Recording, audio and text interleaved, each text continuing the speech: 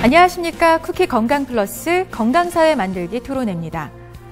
2050년 초고령화 사회로 진입이 예견되는 한국 사회에서 골다공증은 확연한 발생 증가세를 보이며 사회 경제적 부담이 늘어날 것으로 예상되는 질환입니다. 골다공증은 골절로 인한 삶의 질 저하뿐 아니라 재발 및 골절로 인한 사망 위험 역시 크게 높아지는 질환으로 골다공증 환자의 골절 예방과 또 함께 지속적인 치료 관리가 무엇보다 필요합니다. 이에 정부는 최근 몇 년간 골다공증 치료 환경 개선을 위해서 다양한 급여 기준을 정비해왔지만 어찌된 일인지 의료 현장에서의 반응은 여전히 좀 미지근한데요. 그래서 저희 토론회에서는 보다 효과적인 골다공증 치료 환경 개선과 예방을 위한 정부와 의료 현장의 입장을 좀 짚어보고 골다공증 치료 옵션의 다양화를 통해 환자의 혜택을 좀 확대하는 방안을 검토해보고자 합니다. 먼저 나와주신 참석자 네 분 소개해드리겠습니다. 보건복지부 보험약제과 구미정 사무관님 나와주셨고요. 반갑습니다. 반갑습니다. 네, 다음은 아주대 인문사회의학교실 허윤정 교수십니다. 안녕하세요. 허윤정입니다. 반갑습니다. 맞은편에는 일산 백병원 정형외과의 김진환 교수 함께하고 계시고요. 네, 안녕하세요. 김진환입니다. 네, 반갑습니다. 마지막으로 국민일보 쿠키뉴스 장윤영 보건의료 전문기자입니다. 반갑습니다. 네, 안녕하세요. 네 분 모두 오늘 활발한 토론 좀 부탁드리겠습니다. 자, 흔히 골다공증은 뼈에 구멍이 생기는 질환이다 생각하시는 분들이 많을 텐데요. 정확히 골다공증이란 무엇인지, 왜 생기는 건지 좀 설명을 해주시죠, 김 교수님. 네, 골다공증은 이제 방금 말씀하셨듯이 뼈가 말 그대로 다공 현상을 보고 이제 이름을 지은 건데 뼈에 구멍이 둥성둥 생기는 겁니다.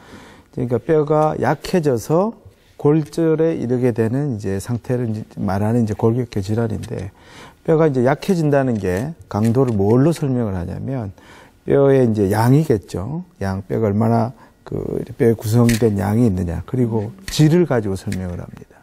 뼈가 이제 근데 나이가 들면서 이 뼈의 양이 줄어들게 되고요. 칼슘이 빠져나간다는 걸 흔히 알고 계시는 대로.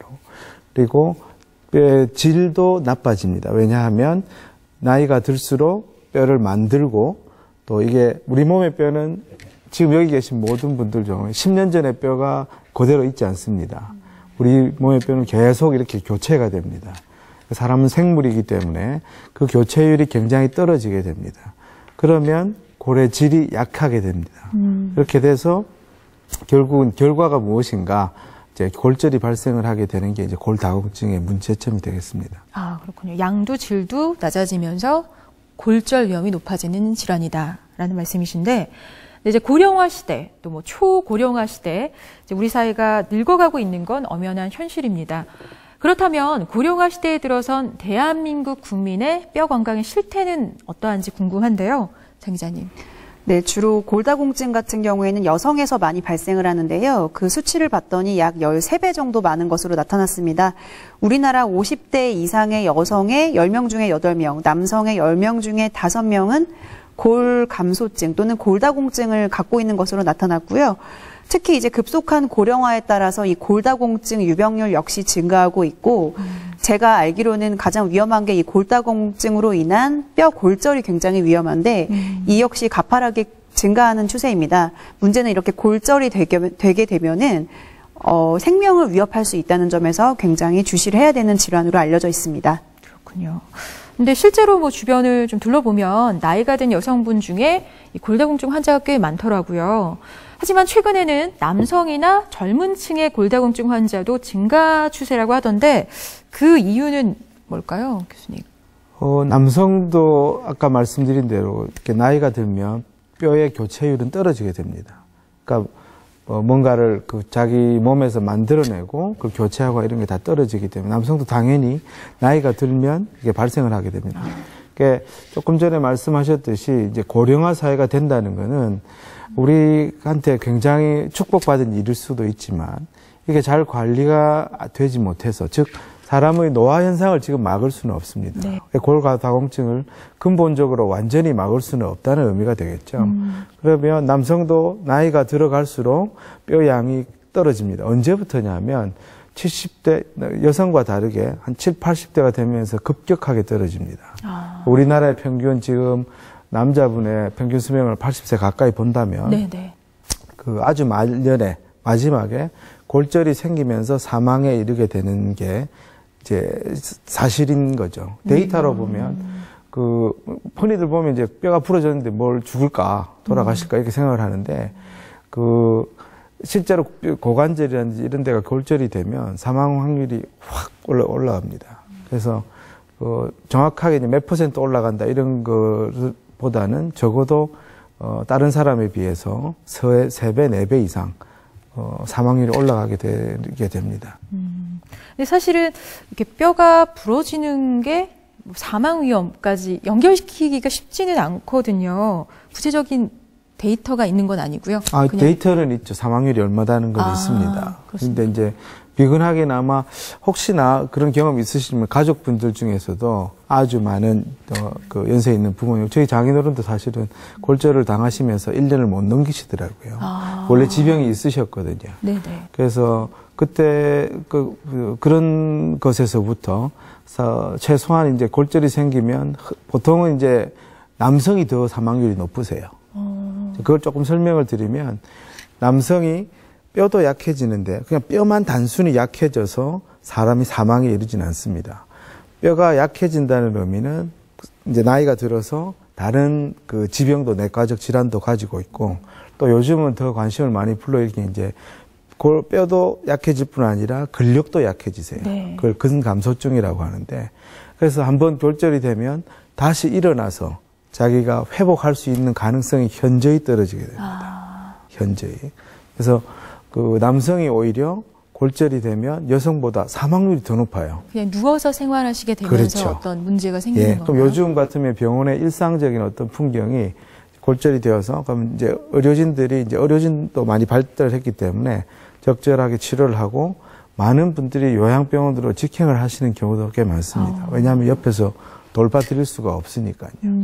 그래서 의외로 골절이 됐는데 뭘 어떨까 이렇게 하지만 정말 실제로 골절이 일어나면 사망의 확률은 굉장히 높아집니다. 그러니까 골다공증성 골절로 인해서 사망률이 증가한다. 맞는 얘기인 거예요. 이게 부위마다 조금 다르긴 합니다.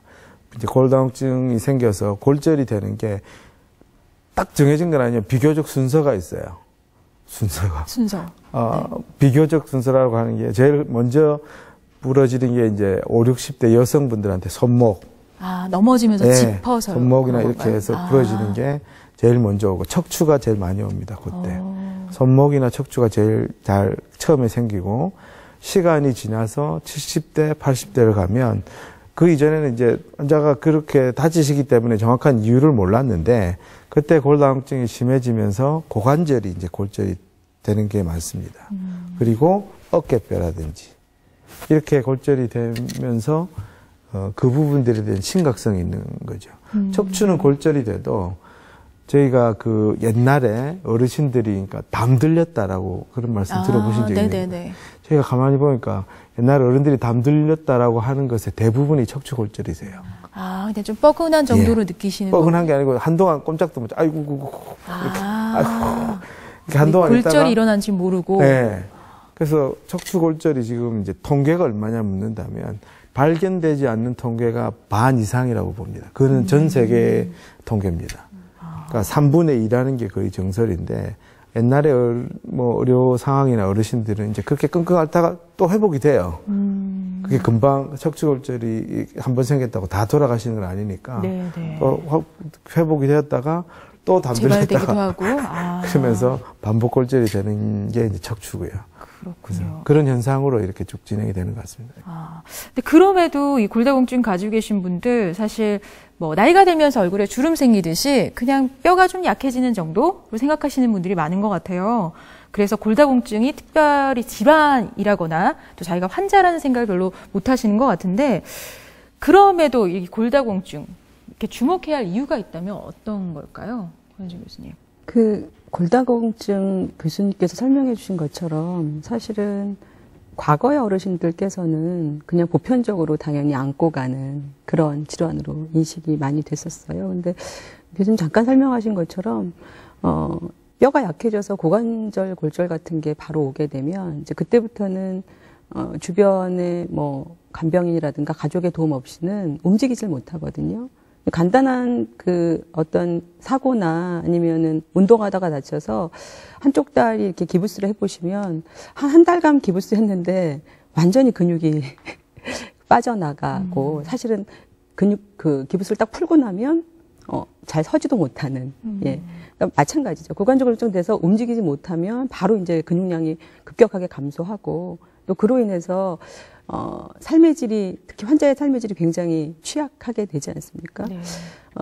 이제 저희가 보장성 강화를 여러 가지 방면에서 얘기할 수 있는데 실제로는 과거에 이렇게 다세대가 같이 살았던 그런 세대가 지금은 아닙니다. 네. 지금은 이제 부모와 자식 이렇게 거의 2세대만 사는 그런 가족이고 또 대다수의 집이 아이가 하나 혹은 둘 정도이죠. 그러니까 지금은 이제 더 이상 간병이라든가 어떤 가족 중에 환자를 돌봐야 되는 게 가족의 역할이 불가능한 네. 구조입니다. 근데 병원에서 심심치 않게 보는 게 어떤 장면이냐면 치료에 해당하는 급여는 사실은 혜택을 받을 수 있는데 별도의 간병비 같은 것들을 감당하기가 굉장히 어렵죠. 그리고 요양병원 마찬가지고 급성기를 다루는 병원들에서 사실 골다공증으로 고관절 골절되고 그렇게 해서 거동이 어려운 어르신들한테 가장 좋은 건 끊임없이 움직이게 하는 거거든요. 가용 가능한 범위를 계속 넓혀가면서 끊임없이 움직이게 해야 되는데 급성기 병원의 경우에는 그런 것을 이제 재활치료라고 하는데 일상에서건 움직일 수 있는 만큼의 폭을 계속 넓혀가는 게 사실은 가장 적합한 방법인데 우리 의료가 지금 그렇게 가기에는 굉장히 어려운 구조가 네. 되어 있어요. 그래서 그런 문제 그리고 잘 아시는 것처럼 이제 저희가 지금 2017년이지 않습니까? 네. 근데 2017년에 그 태어나는 신생아가 약 42만 명 정도 돼요. 네. 그리고 그 같은 해에 어르신 65세 공식적인 노인으로 가는 인구가 몇 명이냐면 37만 정도 됩니다. 그런데 3년 뒤입니다. 2020년이 되면 태어나는 신생아 수는 똑같이 42만 명이에요. 근데 65세로 편입되는 인구는 그때부터 얼마냐면 80만이 됩니다. 네. 근데 그 80만이 쭉 유지되느냐? 그렇지 않아요. 몇 년 뒤에 100만이 됩니다. 그러니까 이거는 그렇게 지금 이렇게 간단한 문제가 아닌 거죠. 점차 예. 늘어나는 추세고. 저희의 고령화는 너무나 급속하다는 거고요. 그리고 지금 이미 한국에서 농촌이라든가 이런 데는 이미 초고령화가 되어 있는 도시가 상당히 있고, 그래서 저희한테 이게 먼 얘기가 아니고, 이제, 바로 봐도 눈앞에 있는 현실이고, 이 현실이 재앙이 되지 않기 위해서는 정말 늦었지만 지금이라도 뭔가 획기적인 대책, 그리고 어떤 국민들을 향한 끊임없는 교육, 뭐 캠페인 이런 것들이 되지 않으면 저희가 고령화에서 초고령화로 빠른 속도로 넘어가는데 아마 그 한국 사회가 더 이상 지속 가능하지 않은 또 감당하기 어려운 그런 사회 문제가 될 가능성이 상당히 있다고 생각합니다. 네. 그래서 고령화 시대, 우리 초고령화 시대를 맞는 한국 사회에서 이 골다공증, 그러니까 노인 인구가 흔히들 갖게 되는 이 질환에 대한 심각성이 더 높아질 수밖에 없고, 그리고 사실 이로 인한 골절이 발생하면 환자의 삶의 질도 떨어지지만 그에 따른 또 사회 경제적인 손실도 굉장히 크기 때문에 이제 주목해 볼 만한 질환이라는 말씀이신데요.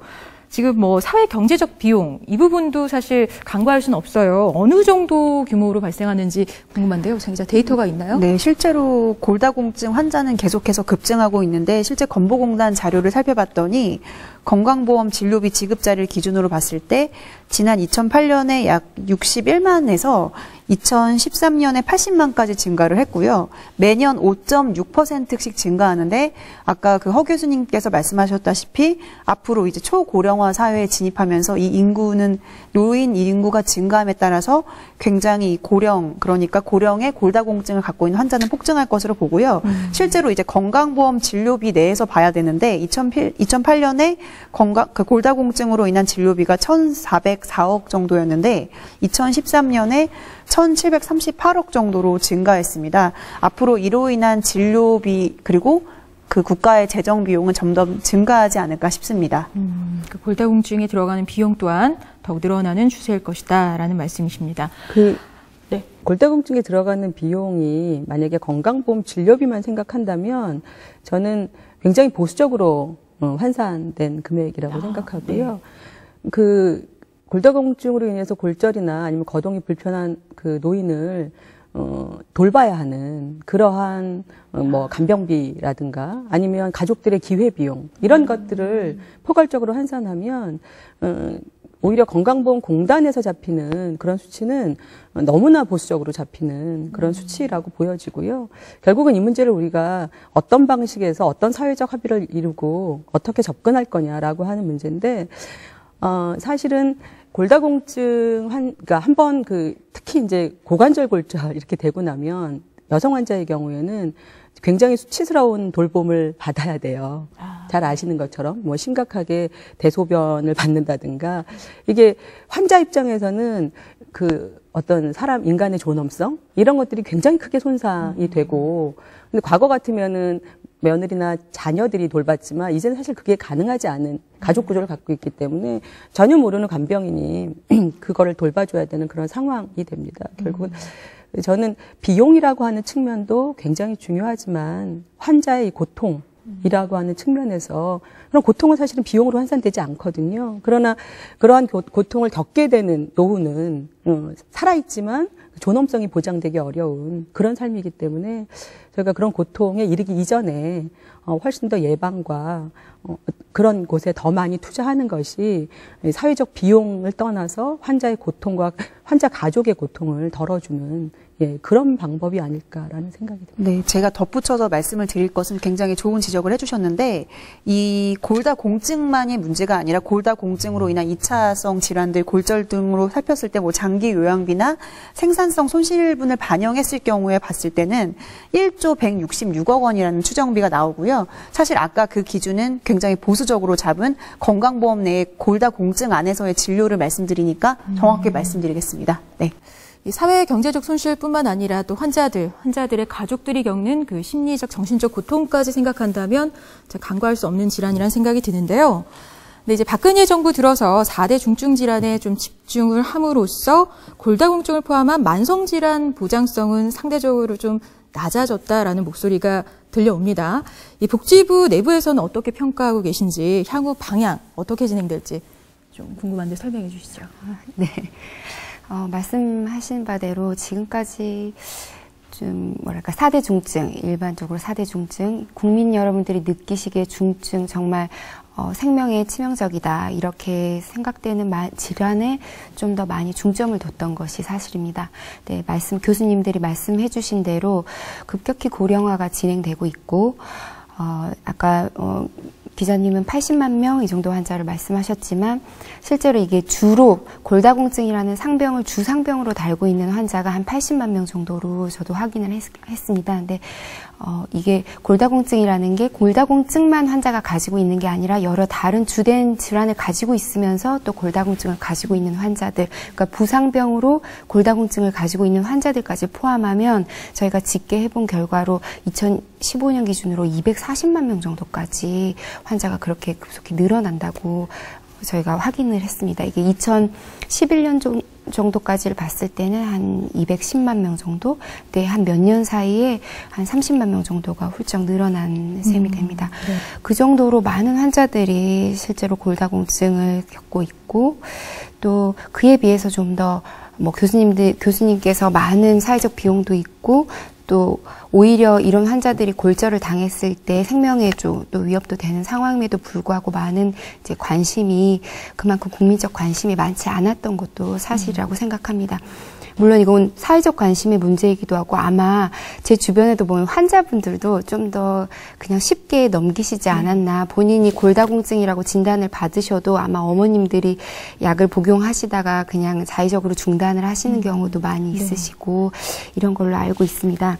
네, 일단 저희 복지부는 약제의 좀 접근성을 강화하고 약제 선택의 좀 다양성을 넓히기 위해 다양성을 좀 강화하기 위해서 지속적으로 신청된 약제를 검토하고 또 현재 있는 급여 기준이 의료 현장에서 사용하실 때 좀 불명확해서 사용에 불편하신 점이 없는지 또 의견을 들어서 지속적으로 수정을 해오고 있습니다.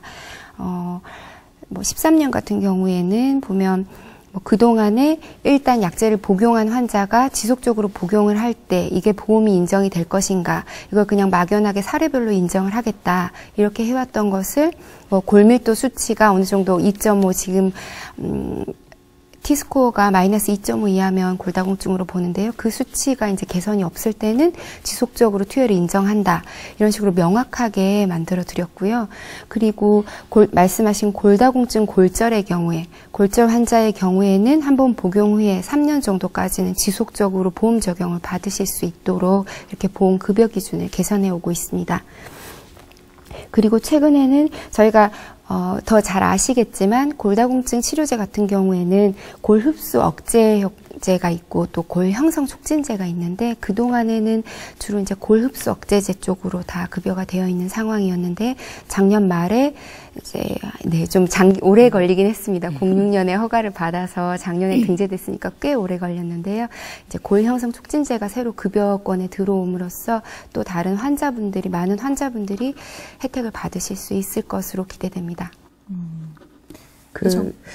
저 골다공증을 얘기할 때 주로 얘기하는 게 그러니까 어르신들이잖아요. 근데 실제로는 저희가 지나치게 연예인과 같은 그런 몸매를 지속적으로 광고해서 굉장히 표준에 가까운 몸매로 인식하게 하는 그런 여러 가지 현상들 때문에 심각한 수준의 다이어트라든가 그게 굉장히 이른 시기부터 이루어져요. 청소년들 시기로부터. 그렇죠. 아니, 젊은 게 아니라 어린 층부터.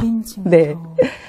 그러니까 그냥 대학생 이후로 그렇게 가는 것만 하더라도 굉장히 심각한데, 초중고등학생부터 아이들이 보는 학습 만화조차 그 수준에서도 다이어트가 나오는, 굉장히 많이 팔리고, 그러다 보니까 이미 대학생 시기에 오면 상당히 골밀도가 심각한 수준으로 가 있는 경우도 있고, 근데 이제 그럴 때는 그 나이에는 보통은 다 진단하지 않거든요. 잘 찍거나 뭐 이런 것까지 가지 않고. 그래서 그 의료 현장에서 보면 뭐 심각하게는 20대 말 30대 초에도 사실은 폐경이 오는, 뭐 그거는 지나친 다이어트라든가 뭐 여러 가지 식습관이라든가 뭐 패스트푸드라든가 뭐 여러 가지 이유가 있겠죠. 그렇게 되면은 사실은 즉각적으로 이 골다공증 위험에 노출되는 그런 문제가 생기니까, 결국은 이 골다공증의 문제가 어르신 혹은 우리의 급속한 고령화만 관련이 있는 게 아니라 우리의 어떤 생활 습관, 그다음에 식습관, 그리고 우리의 환경, 사회 문화, 이런 모든 것이 복합적으로 작용된 그런 다요인으로 분석해야만 골다공증 환자에 대해서 정확히 예단할 수 있지, 특정 연령대에 그냥 어르신들의 고관절 골절 이 정도만 보면 골다공증에 대한 포괄적인 이해에서는 좀 부족하지 않나 싶습니다. 그렇군요. 그러니까 뭐 고령화로 노인층에 집중할 문제가 아니라 이제 젊고 또 어린층까지도 이 골다공증 문제를 이제 가볍게 볼 수는 없다. 그런 만큼 이 골다공증으로 인한 골절 예방, 또 그로 인한 치료 환경을 어떻게 개선해야 할지에 대한 문제도 좀 심각하게 고민을 해볼 필요가 있을 것 같은데요. 우선은 이 골다공증의 치료 방법이 궁금합니다. 치료법 어떤 것들이 있나요, 교수님? 골다공증은 이제 치료법이라고 표현을 한다면 모든 것을 이제 포함을 합니다. 즉, 생활에서부터. 첫째부터 생활에서부터 들어가야 되는 겁니다. 네네. 그러니까 이게 어떤 하나의 무슨 뭐 이렇게 특정 원인이 있는 뭐 바이러스라든지 이런 게 아니기 때문에 노화 현상과 더불어 생기는 질환이기 때문에 생활 관리부터 이제 약물까지 그리고 수술까지 다양하게 있거든요. 조금 뭐 자세히 설명을 드리면 생활에는 여러 가지가 있습니다. 생활에도 아까 말씀하신 대로 식이라든지 에서부터 운동, 그리고 또 중요한 게 이제 빼놓을 수 없는 게 낙상 관리입니다. 낙상. 이게 의외로 이제 이전에는 잘 몰랐던 내용들인데 최근에 이제 활발해지고 있는데, 넘어지기 때문에 주로 생기는 부분이 있거든요. 그래서, 그래서 낙상을 예를 들면 집안의 환경을 개선시키고, 화장실에 미끄러운 부분들도 덜 미끄럽게 만들고, 조명도 조금 밝게 하고, 이런 식의 노력에서부터 영양은 뭐 이제 알려진 부분들, 칼슘 섭취라든지 비타민 D, 아까 이제 그 아이들 예를 들어 주셔서 근데 아이들한테도 비타민 D가 굉장히 부족으로 나와 있어요. 굉장히 의외의 결과인데 우리나라 초등학생, 중학생의 비타민 D가 다 부족하답니다. 그러니까 거기에서부터 이제 뭐 여러 가지 현상 그런 부분들에 대한 식이 관리, 또 운동이 영향을 미치나요? 당연하죠. 운동이 쉽게 말하면 예를 들어 우리가 우주에 있다, 중력이 없다. 무중력 상태라면 근육은 빠져요. 근육이 빠지고 골다공증도 생깁니다. 무중력 상태에 있다면.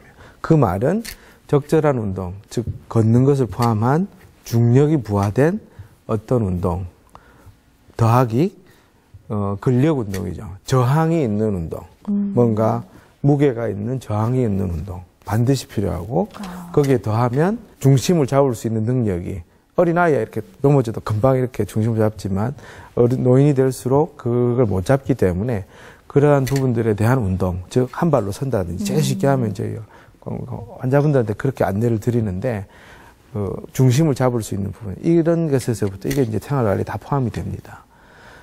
그리고 그 다음에 이제 약물 치료겠죠.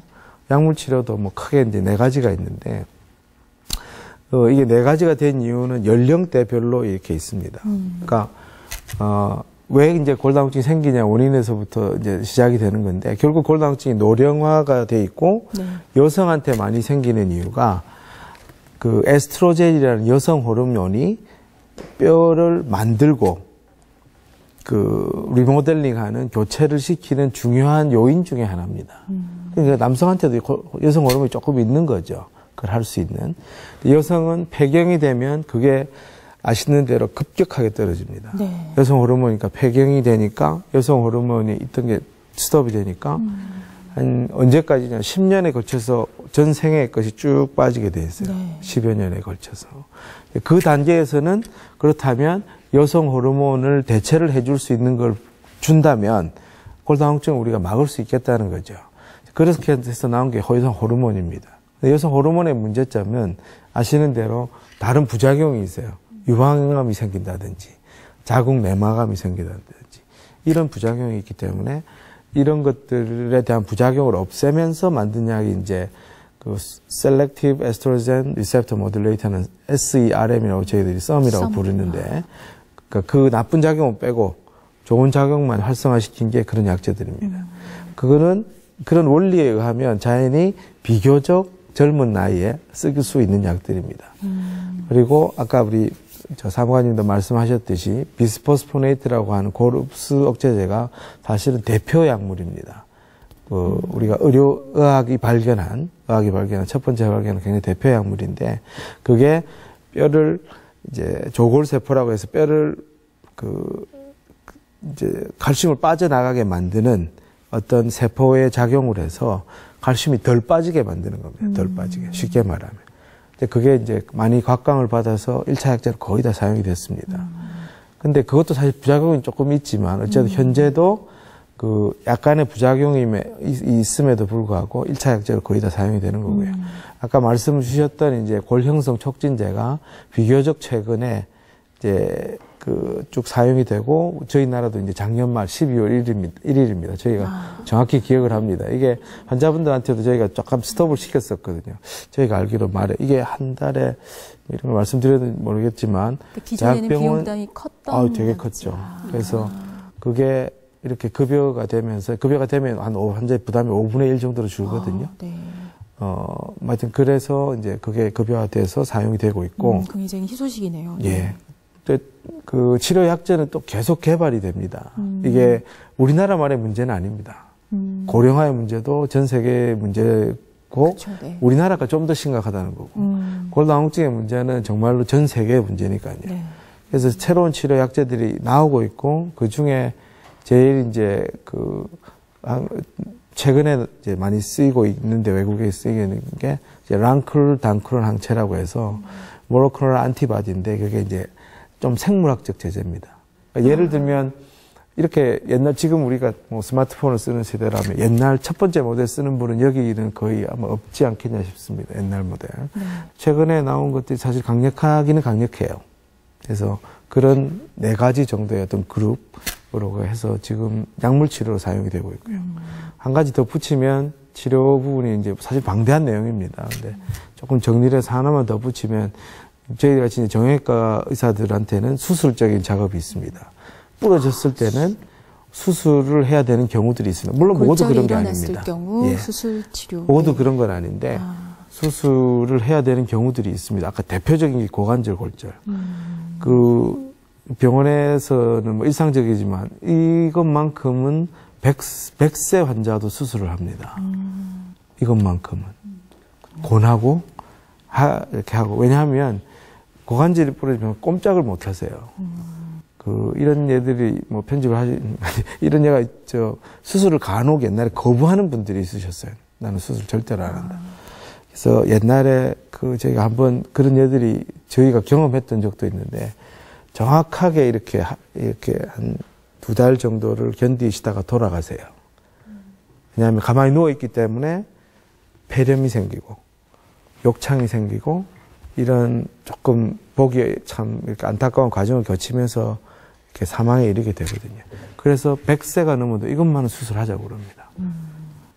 그래서 그게 꼭 필요한 경우고 나머지도 수술이 필요한데 아직 뼈가 약하니까 수술이라는 게 뭔가 부러진 부분을 이어서 보강을 하는 건데 저희가 예를 들어서 고정을 한다면 고정이 안 돼요. 뼈가 약해서. 그렇죠. 이 종이 판넬에 못을 친다고 생각을 해보십시오. 그래서 이제 의사들이 이제 점점 더 관심을 많이 가진 게 사실 이런 부분들이 있습니다. 이게 수술을 아무리 좋은 못이 있어도 뼈가 약하면 아무 소용이 없는 거죠. 그래서 이제 뭐 여기 소개하긴 그렇지만 필요는 없겠지만 수술적인 방법도 굉장히 개선되어서 지금은 시행을 하고 있습니다. 그와 같이 수술까지. 그리고 수술 끝나고도 당연히 골다공증 치료를 계속해 나가야 됩니다. 그렇죠. 그러니까 지속적인 그것까지. 관리도 굉장히 중요하다는 말씀이신데. 아까 교수님께서 놀랍게도 아이들이 바이타민 D가 굉장히 부족하다. 근데 이제 한번 상상을 해보시면 요즘 초등학교 아이들 입학하면 남자아이들 같은 경우에 꼭 축구팀을 만들거든요. 네. 그래서 아이들이 가서 축구를 하는 곳이 어디냐면 건물 지하 2층이에요. 지하. 네.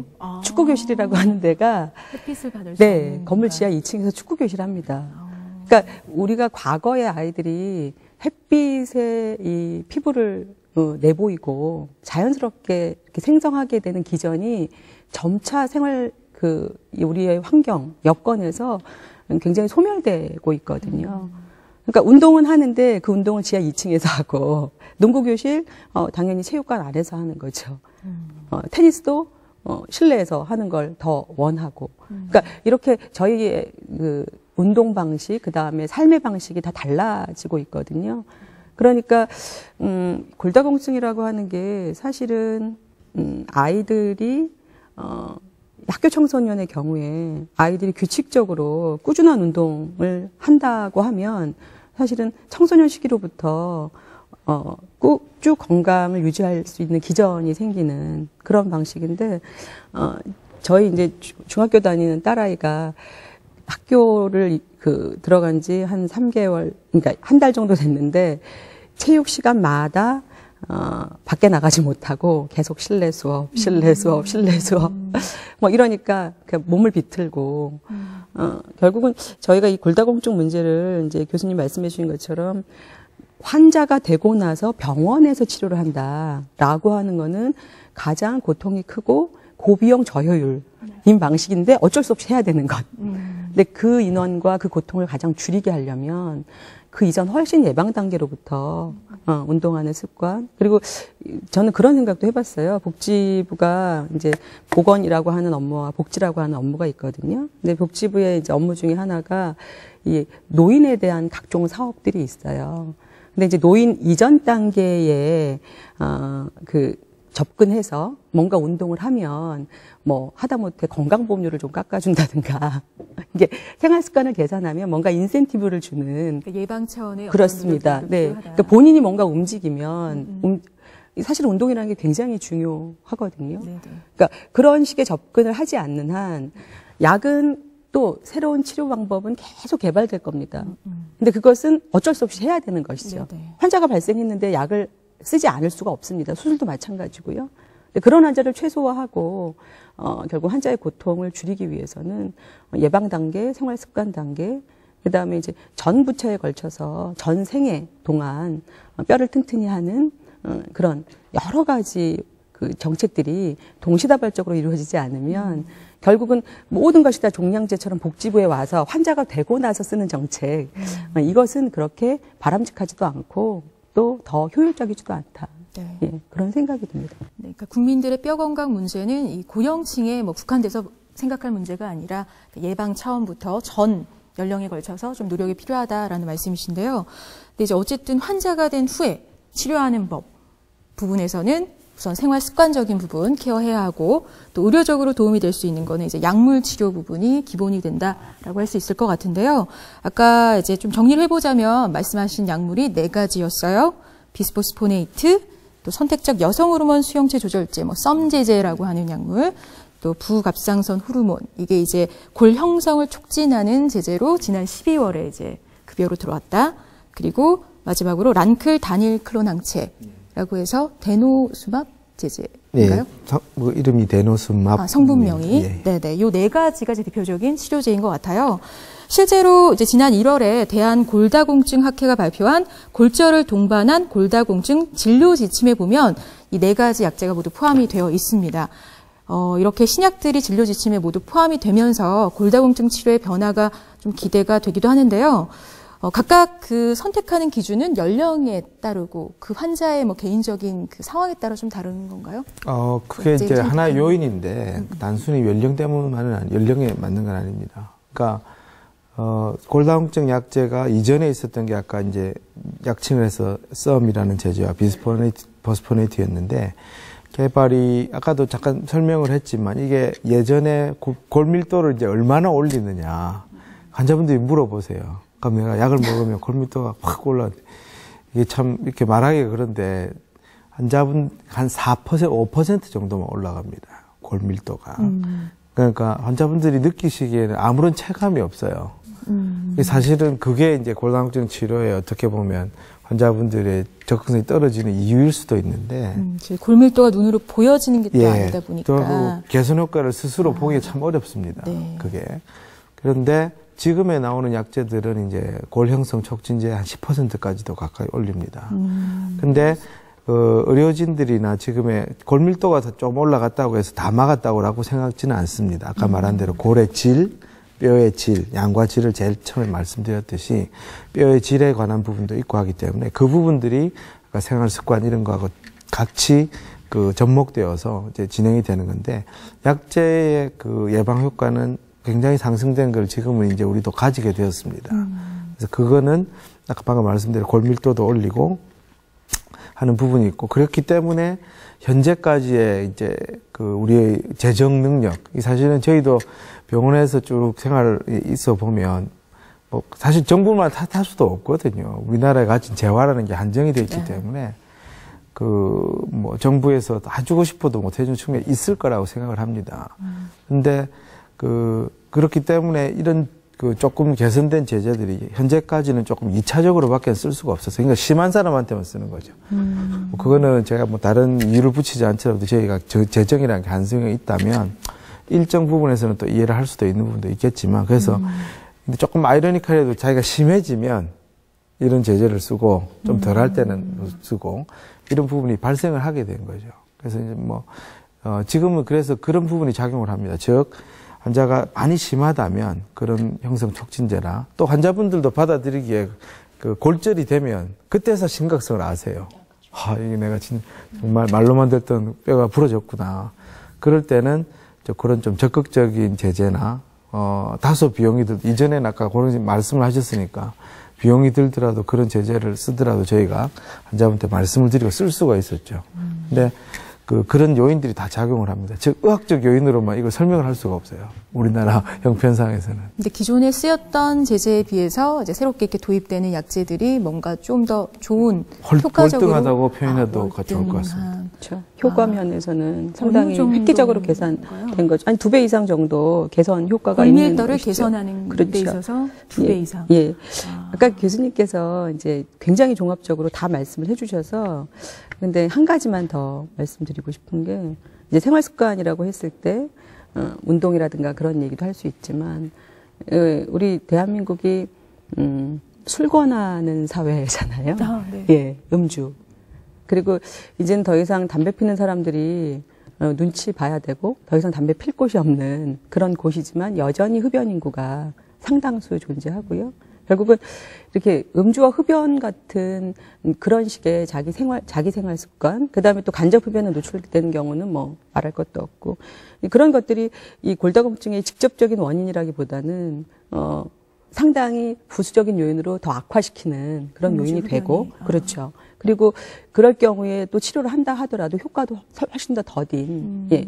결국은 이제 골절 환자가 발생했을 때 음주 흡연하는 환자와 그렇지 않은 환자의 예후는 상당히 다르게 나타나기 때문에 결국 이제 이 골다공증 문제라고 하는 게 굉장히 종합적인 요인과 그다음에 해결 방식의 접근이 다각으로 되지 않으면 예를 들어서 병원에서 열심히 약 먹고 계속 음주하고 흡연하고 이러면 바로 상쇄되는 예. 그러니까 그 정도로 좀 영향을 많이 미치는 문제이기 때문에 그런 식의 환자를 향해서 그런 가이드도 좀 세세하게 줄 수 있는 여건이 돼야 되는데 사실 우리 이제 급여라고 하는 게 상담에 대한 것들이 책정돼 있지 않다 보니까 처방 그다음에 뭔가 약물, 수술 뭐 이런 것들 외에는 특히 이제 약물의 부작용을 최소화하기 위해서 어떻게 복용하는지, 복용 이후에 어떤 뭐 태도를 취해야 좋은지, 그래야 뭐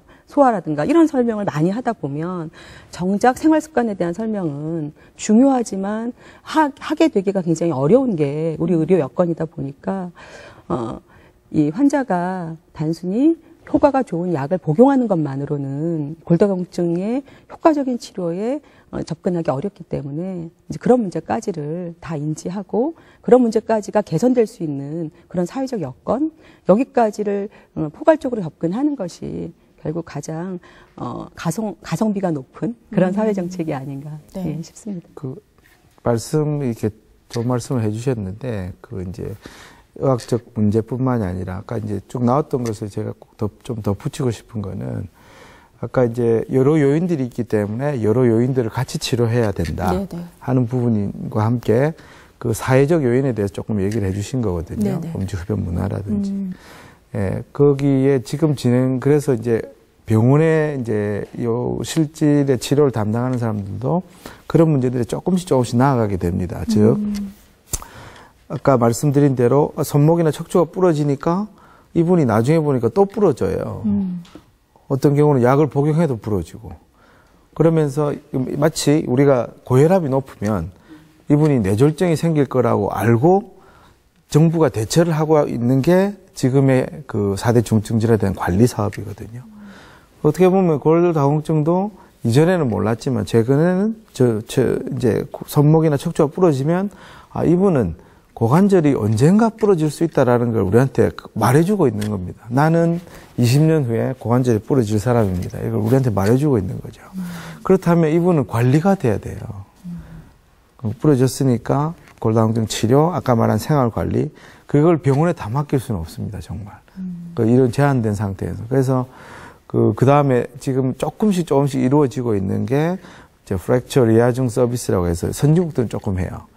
영국, 이게 이제 공적 의료니까 조금 하고 이렇게 해서 골절이 된 분들을 이렇게 인로를 해서 등록을 해서 예를 들면 보건소 같은 데서 그 환자들에 대한 관리를 조금씩 해나가는 거죠. 그런 사업들이 사실은 조금씩 진행이 되고 있습니다. 그렇다면 그걸 관장하는 여러 부처들, 복지부뿐만 아니라 여성가족부라든지 그 여러 부처들에 대한 이 협조가 되면서 이런 부분들이 조금씩은 진행이 되고 있고 그게 되어야 실제로는 이런 부분들에 대해서 충분히 개선을 가져올 수 있지 않을까 생각을 하고 실제로 조금씩은 이루어지고 있습니다. 의료진들도 많은 학회에서나 이렇게 제안을 하고 있고 정부 측에서도 이제 그 심각성을 조금씩 인지하시면서 그에 대해 접근을 하고 있다고 생각을 합니다. 네. 그러니까 이제 뭐 약물적인 의료적인 치료도 물론 중요하겠지만 사회적인 요인 또 생활 습관적인 요인이 워낙 또 많은 영향을 차지하다 보니까 그런 전반적인 케어가 필요하다라는 말씀을 해주셨는데요. 우선 이제 아까 치료제 얘기를 하고 있었으니까 치료제로 좀 돌아와 보자면 뭐 기존에 있던 약제에 비해서 조금 효과가 훨씬 월등히 나아진 약제들이 도입이 됐고 실제로 이 치료 효과는 데이터로도 좀 이렇게 나와 있는 건가요? 그 효과 부분이? 예, 데이터는 아까 말씀드렸듯이 골밀도에 대해서는 그 정도 개선 효과가 있습니다. 그러니까 골밀도가 증가되면 우리가 눈으로 볼 수 있는 수치가 없기 때문에 개선된 효과를 볼 수 있는 게 없기 때문에 골밀도를 이제 대체로 삼는데 아까 한 10% 기존의 것보다 2배, 3배, 4배 정도 높일 수 있는 것하고 또 하나가 골절 예방 효과입니다. 이제 골다공증 치료의 효과를 보는 거는 비교를 해서 봤을 때 이전에 비해서 골절이 얼마나 감소하느냐를 보거든요. 거기에 대해서는 이전 데이터보다는 훨씬 좋습니다. 구체적으로 말하면 이전의 데이터가 제한된 상태에서 뭐 최대가 한 50%라든지 30% 이렇게 되면 지금 나와 있는 최근의 약제들은 거의 60에서 70%. 특별히 약제 중에서는 이제 약에 대해서 또 지금 이제 토론을 하고 있으니까 척추에 대해서는 다 효과가 있어요. 골다공증 약제가. 그 이유가 척추는 우리 몸에서 우리 몸의 혈액을 만드는 정말 중요한 창고입니다. 우리 몸의 모든 조혈, 모세포 이런 거 다 척추 안에 있는 혈관의 풍부한 부분들에서 다 생기거든요. 그래서 척추에 대한 부분 효과는 약제들이 다 비교적 좋아요. 근데 다른 부분들에 대해서는 효과가 조금 미약했는데 최근에 있는 제제들, 개종 아까도 언급을 하셨지만 성분명으로 데노스맙 같은 제제들은 고관절에도 굉장히 효과가 좋은 걸로 되어 있습니다. 한 50% 정도까지 거의 예방 효과가 있기 때문에 실제적으로 그런 면에서는 구체적인 수치들로 봐서도 최근의 약제들이 굉장히 효과는 좋은 것 같습니다.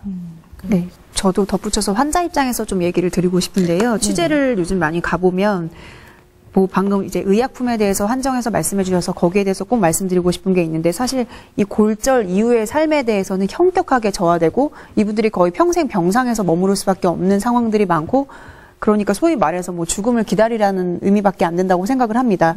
그러니까 그런 측면에서는 예방이 중요한데 제가 한 가지 알게 된 것은 아까 골 형성 촉진제라는 이게 10년 된 약인데 우리나라에선 다른 나라에 비해서 이제서야 급여가 됐다는 것은 사실 조금 아쉬운 부분이 있다고 생각을 하고요.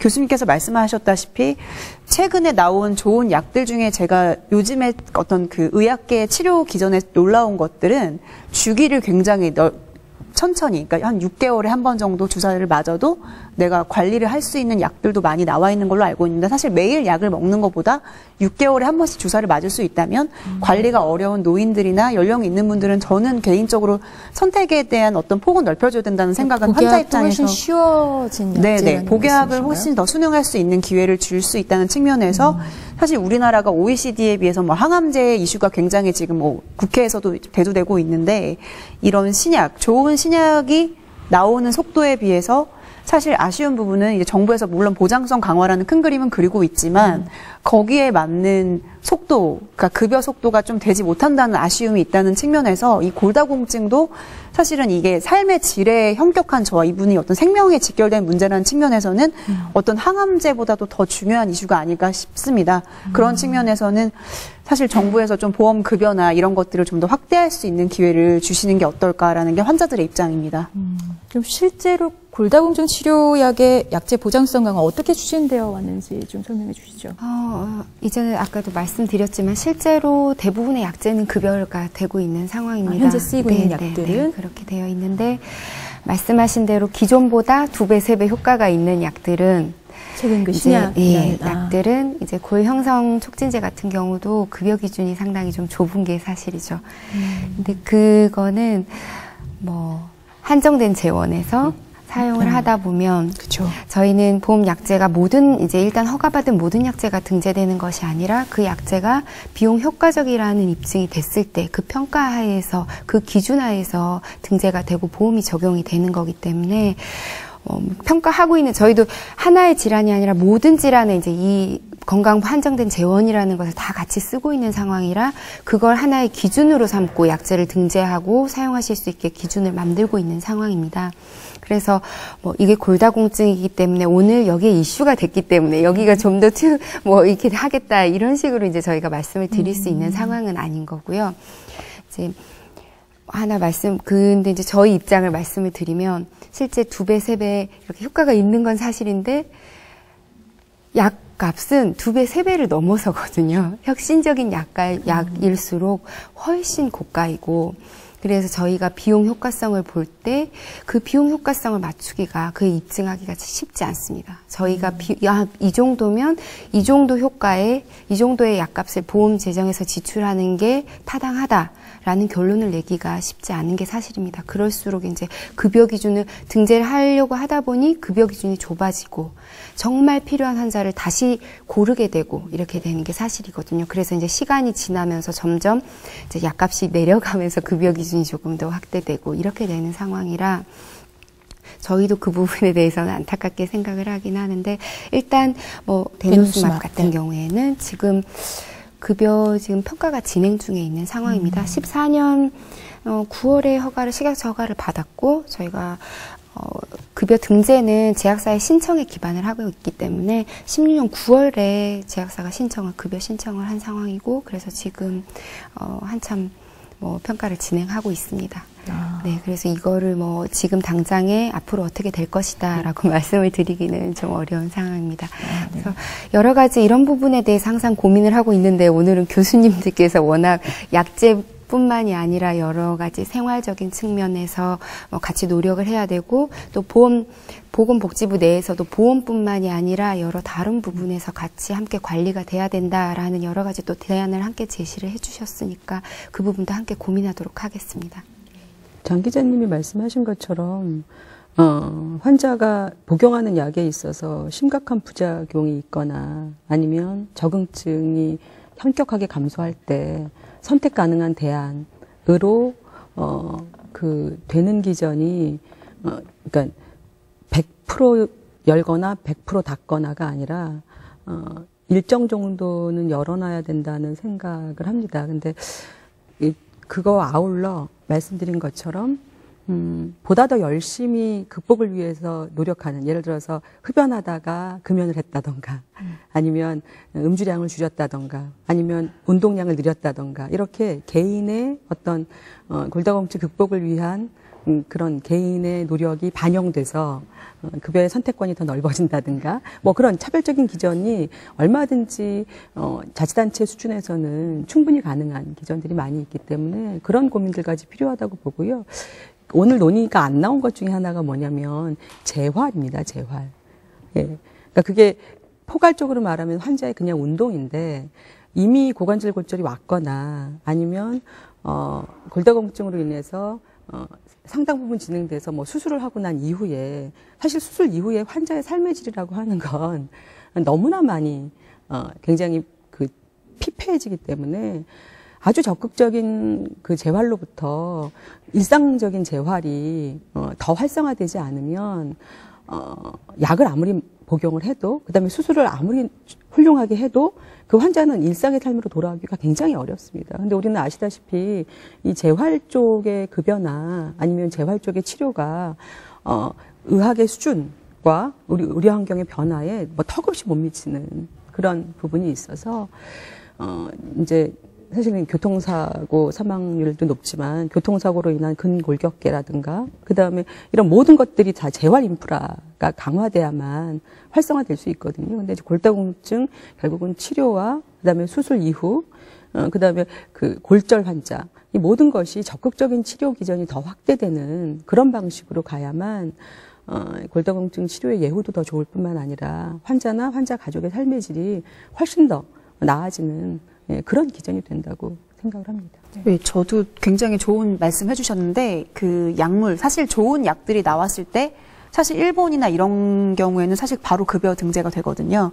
뭐 당연히 더 저보다 잘 아시겠지만 그 다음에 어쨌든 좋은 약이 나와서 골절을 예방한다면 그런 기회를 복지부에서 어쨌든 줘야 된다는 건 저는 동의를 하는 부분이고요. 어떤 약이 됐던 간에. 다만 또 재활의 부분인데 제가 알기로는 일본에서는 이제 뭐 아사히 신문이나 이런 기자들이 재활에 대한 특집 취재들을 되게 많이 해서 살펴봤더니 이런 골절이나 이런 노인들은 평생을 이렇게 와상이라고 하나요? 침대에 누워있는데 덴마크나 이런 나라에서는 그런 환자들이 거의 없다는 것들을 제가 책에서 봤거든요. 사실 이제 뭐 골절, 그 전에 예방 단계에서 좋은 약물들에 대한 급여를 허용하면서도 그 이후의 삶에 대해서 이분들이 평생 침대에 누워서 생활하지 한다면 굉장히 비참하게 살아갈 수밖에 없거든요. 그런 부분에 대해서도 정부에서 좀 고려를 하면 좋겠다는 생각은 들었습니다.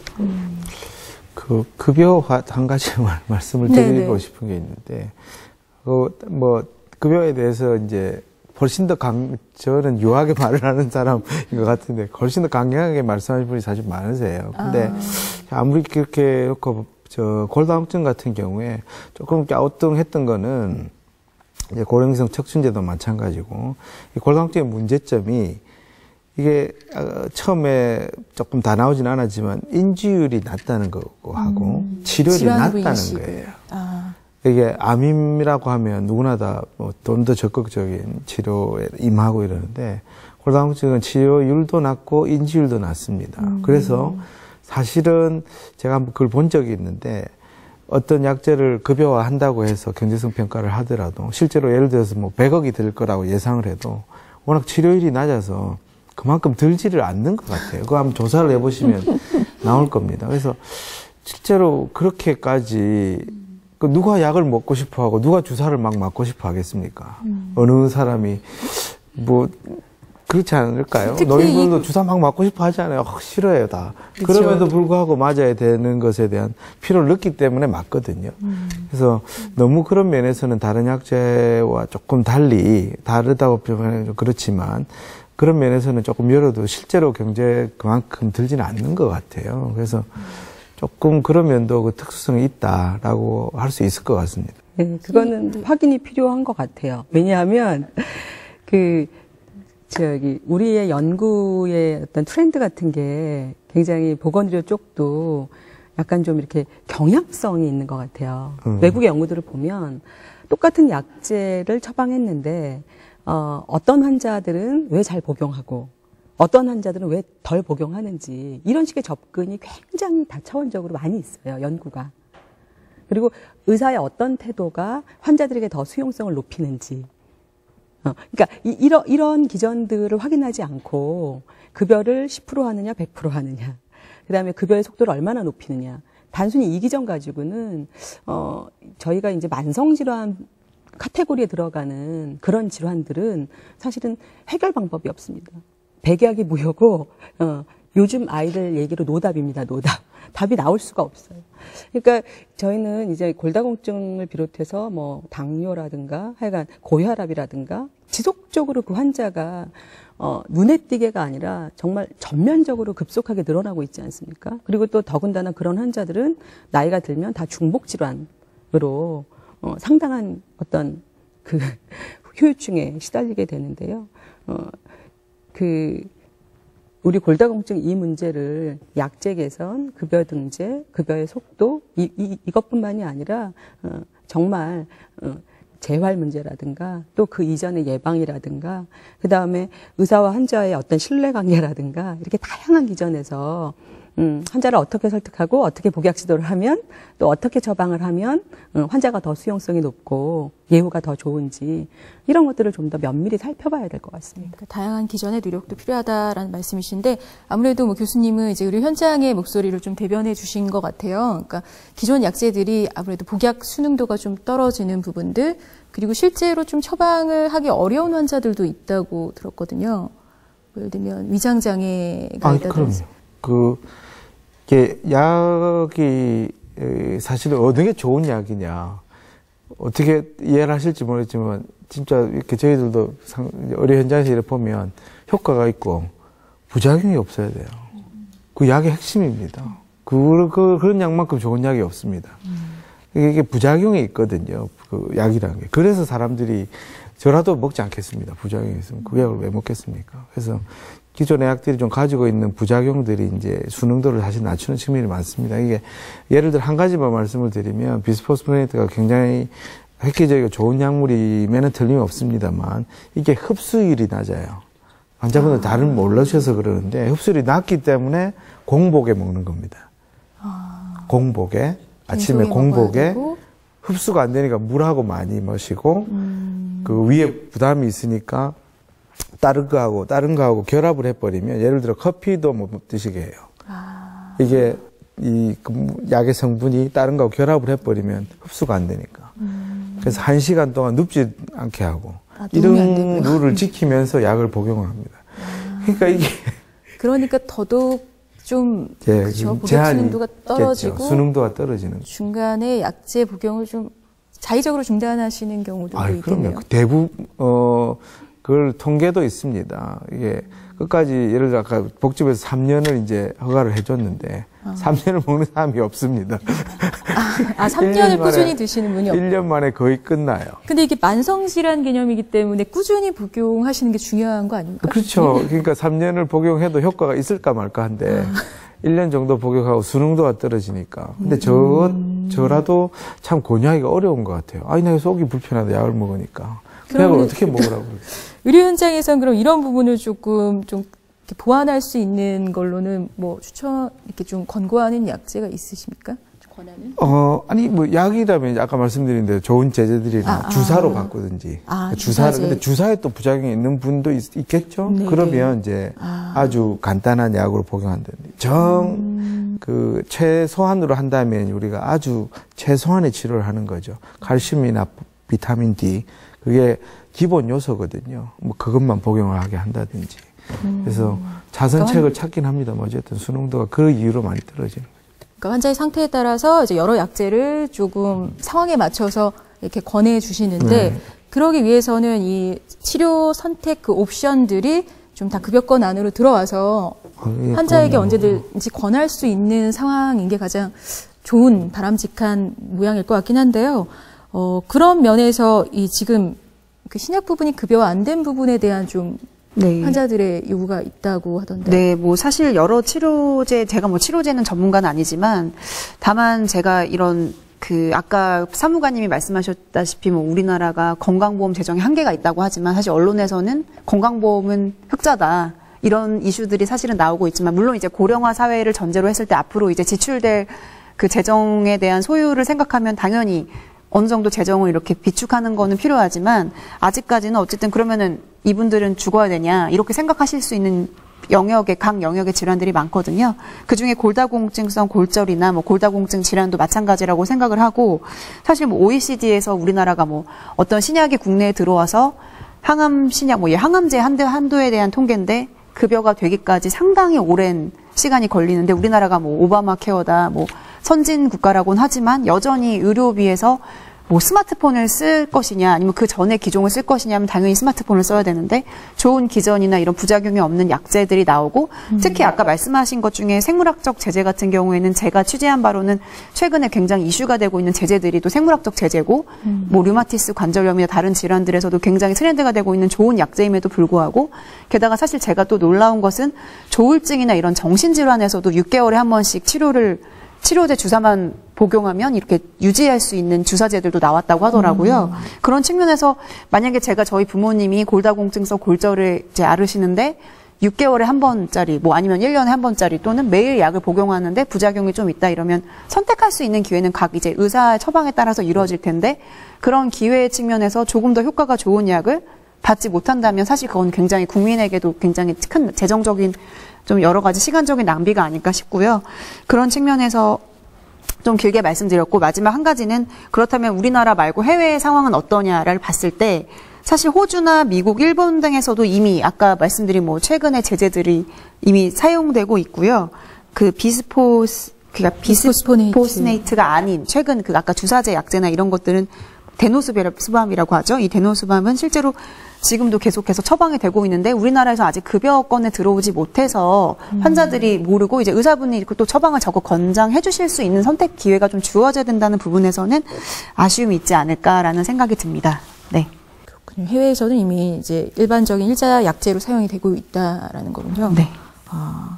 이제 해외 기준은 물론이고 뭐 국내 이런 의료 현장의 목소리 귀 기울이고 계실 텐데요. 어떤 창구가 마련되어 있나요? 이런 의견을 좀 받아들이는? 그럼요. 언제든 뭐 지금 학회나 누구든 어떤 분이든 국민 여러분들도 언제든지 뭐 저희 급여금 보험 기준에 대해서는 항상 요청을 하실 수 있고 거기에 대해서 저희도 항상 검토하고 하지만 모든 게 이제 저희도 명확한 임상 문헌이나 교과서 가이드 이런 부분을 근거해서 또 해외 보험 현황도 다 고려를 해서 저희도 급여 기준을 만들고 있으니까요. 언제든 말씀을 주시고 지금 뭐 이 부분도 다 검토는 하고 있는 부분입니다. 네, 교수님이 말씀하셨는데 실제로 급여 기준을 만들면 그럼에도 불구하고 그 중에 사용하는 환자는 그 기준에 맞는 환자 중에서도 극히 일부다. 그러니까 보험 재정이 그거보다는 훨씬 덜 들 거다라는 말씀이 참 가슴이 아픕니다. 가슴이 아픕니다. 그렇게 고려를 해야 할까. 실제로는 급여 기준이라는 건 어떻게 보면 보험의 기준이기도 하고 이 정도의 환자분들은 반드시 이렇게 약제를 써서 치료를 받으시는 것이 필요하다라는 일종의 하나의 또 다른 가이드가 될 수 있는 거라고 생각을 합니다. 그러니까 국민 여러분들도 적어도 사실 이보다 더 많이 해드리고 의료진들이 환자의 상황에 맞춰서 더 많이 선택하실 수 있게 해드리면 좋겠지만 적어도 이런 환자 단계적으로 뭐 비스포스포네이트를 쓸 수 없는 환자는 이 약, 또 이 약을 적어도 이 정도 기간, 보험이 되는 기간, 최소한으로 이 정도까지는 해보셔야 사용하시고 또 좀 노력하셔서 불편하시더라도 치료를 지속적으로 받으셔야 뭐 치료의 효과도 보실 수 있고 그렇게 그렇다고 좀 인식을 해주셨으면 좋겠습니다. 네, 그러니까 이제 쏟아지는 여러 신약들을 뭐 다 급여할 수는 없고 그런 부분들을 좀 단계적으로 평가하고 계시고 현재 그 효과가 좀 좋다는 그 생물학적 제재도 지금 검토 중이라는 검토 말씀이시니까 네. 좀 기다려볼 필요가 있을 텐데 언제쯤 급여화되는지에 대한 부분은 좀 아직 답을 주기가 어렵겠죠. 네. 그 열심히 논의 중에 있습니다. 네. 그 어떤 경우라도 사실 꼭 이런 토론이 아니더라도 급여 확대해야 된다라는 말은 누구나 듣기 좋아하는 말인데요. 네. 그게 사회보험으로 건강보험이 있는 나라에서는 바로 가입자, 바로 국민들한테 부메랑이 돼서 돌아옵니다. 그러면 저희가 어떤 사회적 합의를 이루는 것이 적절하냐에 대한 성숙한 논의도 같이 이루어져야 되고요. 그리고 신약이 나오는 즉각 예를 들어서 급여를 한다라고 하더라도 늘 급여는 그러니까 급여 기준은 늘 현실에 못 따라갑니다. 왜요? 신약은 새롭게 계속 나오는 속도가 너무 빠르기 때문에 네. 그거는 더 좋은 신약이 나오면 또 당연히 의료진들은 환자의 예우를 위해서 더 좋은 신약을 쓰고 싶은 것이고요. 그러니까 그것은 저희의 이제 운명 같은 것이기 때문에 결국은 환자를 치료하게 되는 의사와 그다음에 그 병을 극복하고자 하는 환자와 또 그것의 사회적 비용을 부담하는 국민 전체가 균형적인 지점을 합리적으로 찾고 그리고 복지부가 새로운 약을 사실 계속 등재하기 위해서는 과거에 있었던 어떤 약이나 이런 것들을 지속적으로 빼내야 되는데 저희는 빼내는 기전은 사실 거의 없거든요. 그걸 계속 올리려고 하니까 오히려 효과는 좋고 부작용은 그러니까 효과는 획기적이고 부작용은 최소한 그런 것들이 오히려 더 들어오기 어려운 그런 아이러니가 있거든요. 네.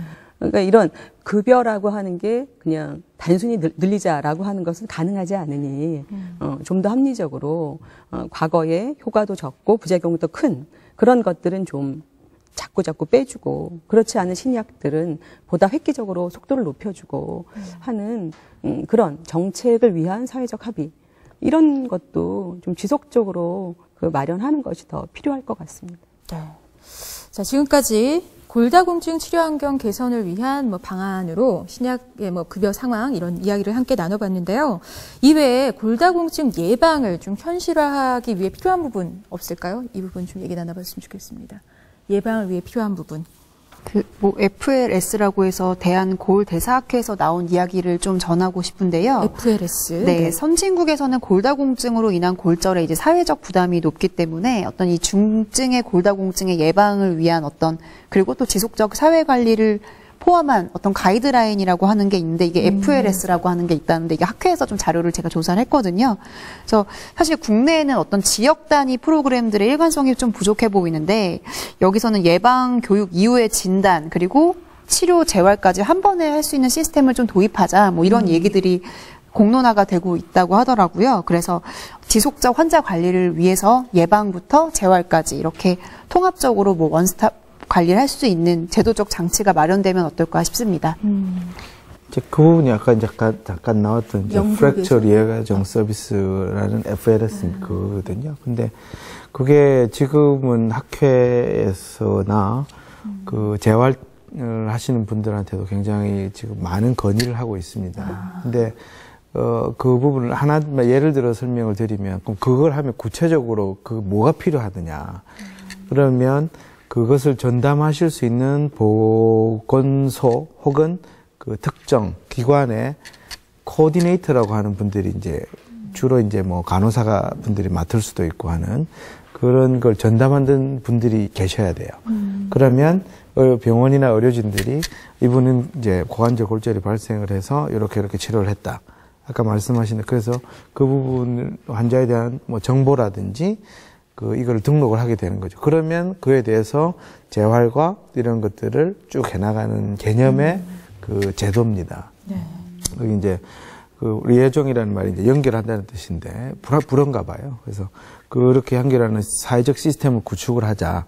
그러니까 이제 우리나라 같이 뭐 고혈압이라든지 이런 관리의 경험이 있는 좀 시스템들에서는 충분히 사실 의지만 있다면 할 수 있는 그 제도거든요. 그래서 그게 아마 그거는 꼭 필요할 것 같고 지금 앞으로 도입을 검토 중인 건가요, 그럼? 그 정부에서 적극적 검토는 아닌 것 같습니다. 아주 적극적이지는 않고 네. 계속 여기에 대한 공론화들이 진행은 되고 있고 적어도 미국을 포함한 그 골다공증을 다루는 학회에서는 이게 계속 이슈화되어서 그에 대한 심포지엄 또 어떻게 해나갈 것인가 사례 발표 이런 것들이 계속 이루어지고 있습니다. 그렇군요. 그러니까 앞으로 좀 지켜봐야 할 것 같고요. 또 치료율이 굉장히 저조한 이유는 사실 이 질환이란 인식이 낮기 때문이라는 생각이 드는데요. 뭔가 이렇게 골다공증 인식 개선을 위해 필요한 부분 이런 건 없을까요? 저는 전 연령대에 전 국민을 대상으로 한 캠페인 같은 것들이 반드시 필요하다는 생각이 듭니다. 그러니까 학생들도 실제로는 바이타민 D도 부족할 뿐만 아니라 이 근육량도 지속적으로 감소하고 그리고 특히나 요즘 같은 경우는 스마트폰 쓰기 때문에 그러니까 모든 게 다 연결되어 있지 않습니까? 자기 직전까지 스마트폰 보니까 숙면을 취할 수 없고 이게 다 연결되는 그런 문제라서 이제 학회나 전문가들이 얘기하는 10, 20, 30 뭐 그런 캠페인도 필요하고 그러니까 10분 체조하고 20분 햇빛을 그 피부로 접하고 그러니까 생활 속에서 뼈 건강을 위해서 지킬 수 그렇습니다. 있는 그다음에 30분 운동하고 뭐 이런 10, 20, 30으로만 충분히 지킨다. 근데 의사 선생님들이 늘 하시는 말씀이 가장 기본에 충실한 것을 가장 지키기 어렵지 않습니까? 맞아요. 건강한 생활 습관이 참 지키기 그렇습니다. 어려워요. 네. 음식 그러니까 균형적인 식생활하고 그다음에 적당히 운동하고 이게 가장 어려운 일이잖아요. 그렇지만 그러니까 근본으로 돌아가지 않고는 결국은 만성 질환에 해당하는 것은 극복할 방법이 없다라는 생각이 듭니다. 교수님께서 제안하신 그런 코디네이터를 통해서 병원에서 하기에 제한적인 그런 다양한 정보를 준다든가 피드백한다든가 뭐 이런 기전만 유기적으로 연결이 돼도 우리 건강보험이 갖고 있는 빅데이터 뭐 이런 것들과 브릿지해서 굉장히 훌륭한 시너지 효과를 낼 수 있을 거라고 보고요. 전 국민의 캠페인 수준으로 생활 습관을 바꾸는 그런 노력을 병행하지 않는 한 이 골다공증과 같은 만성 질환을 극복하고 그리고 비용을 최소화하는 전략은 성립되기가 굉장히 제한적인 것 같습니다. 네, 지금까지 이 골다공증 환자들의 치료 접근성 강화 필요성 또 가능한 방법들 이야기를 좀 나눠봤는데요. 끝으로 골다공증 치료와 예방 그리고 보장성 강화를 위해 정부의 향후 계획이 있다면 좀 들어볼까요? 계획을 물으시니까 일단 저는 보험 쪽을 담당을 하고 있어서 되게 협소하게 생각을 많이 했었는데 오늘 와서 교수님들 말씀을 듣고 또 많은 생각을 하게 됐습니다. 실제로 최근에 보면 만성질환, 뭐 고혈압이나 당뇨가 지역사회에서 1차 의료기관에서 좀 더 자주 또 손쉽게 관리가 되면서 환자들이 좀 더 잘 관리되고 있다. 이런 데이터가 좀 발표되기도 했거든요. 이런 걸 생각하면 아까 교수님이 말씀해 주셨던 좀 더 지역 밀착적으로 이런 골다공증을 예방하고 환자의 생활을 관리하고 또 사후적으로 뭐 약 처방을 받은 이후에도 또 관리가 되고 이런 하나의 시스템을 만들어서 지속적으로 관리하는 거 그리고 아까 교수님 말씀하신 오히려 이제 아동기, 청소년기부터 이런 생활 습관을 만들어서 관리하는 방법 이런 걸 좀 더 구체적으로 논의해서 전체적으로 관리하는 방향을 만드는 게 좋지 않을까 하는 생각이 듭니다. 그리고 이제 보험 쪽에서는 이제 아마 지금 계속 말씀을 해주시고 계시고 골다공증을 넘어서서 이제 학회에서는 골감소증까지 이제 말씀을 해주고 계세요. 워낙 그렇게 되면 범위가 넓어지기 때문에 사실 좀 엄두가 나지 않는 부분이긴 하지만 그래도 어떻게 좀 더 정치하게 급여 기준을 만들어서 좀 더 많은 환자분들이 약을 조금 더 좀 시도해 보실 수 있는 그런 기회를 좀 넓혀드릴 수 있을까 좀 더 고민하고 또 학계와 의료진과 좀 더 논의해서 좀 더 명확한 기준을 만들고 환자분들이 보험 적용되는 약제를 사용하실 수 있게 계속적으로 검토하도록 하겠습니다. 네. 자, 이제 마무리할 시간인데요. 마무리 발언 부탁드리겠습니다. 시간은 한 1분 반씩 드리겠습니다. 우선 김 교수님. 어쨌든 말씀드린 대로 제가 이제 토론했던 대로 골다공증은 그 필수적으로 올 수밖에 고령화와 함께 우리나라에 이미 도래했고 앞으로 뭐 쓰나미가 될지도 모르겠지만 이렇게 많이 생길 수밖에 없는 상황입니다. 그래서 환자나 의료진들은 생활관리부터 약물 또 재활까지 여기에 대해서 서로 집중해서 인식하고 치료를 해야 될 것 같고요. 정부에서도 아까 말한 그런 시스템은 마틱하게 시스템적으로 좀 접근을 해서 그럼 그 골다공증에 대한 그 어떤 제도를 좀 더 정비를 하고 만들어야 될 것 같습니다. 그래야만이 이게 정말 우리 100세 시대라고 하지 않습니까? 네. 그 사실인 것 같고 의료 현장은 이미 피부로 느낍니다. 90세 환자분들이 정말 많이 오세요. 그리고 옛날에 70세 환자분들을 저희가 수술을 하자고 했는데 지금은 80세도 수술을 하자고 말씀할 수밖에 없습니다. 왜냐하면 너무 잘 걸어 다니시고 너무 상황이 좋기 때문에 이분 보고 그냥 이렇게 하시라고 말을 할 수가 없을 정도입니다. 그래서 100세 시대가 정말 축복이 될 수 있도록 잘못하면 우리가 건강 문제를 소홀히 하면 100세 시대는 재앙이 될 수가 있습니다. 네. 재앙이. 그래서 뭐 축복이 될 수 있도록 우리 모두가 좀 다 같이 노력하였으면 합니다. 네. 장 기자. 사실 그 박근혜 정부에서 가장 내세웠던 게 암이나 뭐 희귀 질환 등의 4대 중증 질환에 포커스를 맞췄던 건 사실입니다. 굉장히 정책적으로 이슈몰이를 했던 건 사실인데 사실 우리 삶에 직결된 뭐 생명과 직결된 다양한 질환 중에서 골다공증도 제가 이 토론회를 준비하면서 많이 깨닫게 된 질환 중에 하나거든요. 굉장히 예방부터 어떤 재활까지 전 단계에 거쳐서 이 사람의 어떤 삶의 질을 결정하는데 굉장히 중요한 것들을 갖고 있는 게 골다공증이라고 생각을 하고요. 그런 측면에서는 사실 보험 급여에 있어서는 사실 저는 좀 더 완화된 정책적인 어떤 지원책이 있으면 좋겠다라는 생각이 듭니다. 또한 좋은 치료제들이 좀 우리나라에 도입이 됐을 때 빨리 신약 같은 경우 빨리 도입을 한다면 환자들에게 어떤 삶의 질에 있어서도 조기에 좀 더 빠르게 100세 시대에 어떤 대비할 수 있지 않을까 싶어서 이들을 위해서 근본적인 치료 환경 개선을 좀 요구하고 싶습니다. 네. 교수님? 네, 뼈 건강은 한 번 잃으면 영영 회복이 불가능합니다. 청소년들이 그러한 중요한 사실을 인지할 수 있도록 해야 합니다. 청소년들은 매일매일 운동하는 습관 반드시 학교 현장에서 그리고 지역사회에서 가정에서 늘 강조하면서 몸으로 익혀야 합니다. 여성들은 지나친 다이어트 삼가해야 합니다. 여성의 가장 중요한 미의 기준은 그 아름다움의 가장 중요한 핵심은 건강이어야 합니다. 우리의 사회 문화가 지속적으로 눈에 보기에 아름답지 실제로 몸의 건강을 해치는 그런 방향으로 부추기는 것, 그건 굉장히 유해한 환경이라고 생각합니다. 골다공증으로 인해서 골절이 된다면 그러면 환자의 고통, 그다음에 가족의 고통 이것은 도저히 사회적 비용으로 환산이 되지 않는 그런 정말 굉장히 중요한 문제입니다. 이제 급속하게 고령화되고 있습니다. 이미 농촌 같은 경우 초고령화 사회로 가고 있기도 합니다. 이제 환자들의 이 삶의 질의 문제가 가족들의 고통으로 이어지지 않도록 하려면 골다공증의 예방을 위해서 우리 사회 인프라 전체가 획기적으로 개선되고 그리고 우리 미래 세대에게 이 골다공증이라고 하는 만성 질환을 물려주지 않기 위한 건강한 문화 유산을, 건강한 생활 습관의 유산을 가족에서 또 학교 사회에서, 지역 사회에서 또 정부 정책으로 저희가 함께 이루기 위한 노력을 같이 만들어 나가는 그런 계기가 됐으면 합니다. 이상입니다. 네. 마지막으로 사무관님. 이제 저희 눈앞에 이제 펼쳐진 100세 시대, 이게 건강한 100세 시대가 되어야 교수님이 말씀하신 대로 진정한 저희에게 축복이라고 생각을 합니다. 그 역할, 그 건강한 100세 시대를 대비할 수 있게 건강보험 재정이 어떻게 작용을 해야 할지, 또 저희가 약제 부분에서 어떤 노력을 해야 할지 지속적으로 고민을 할 거고요.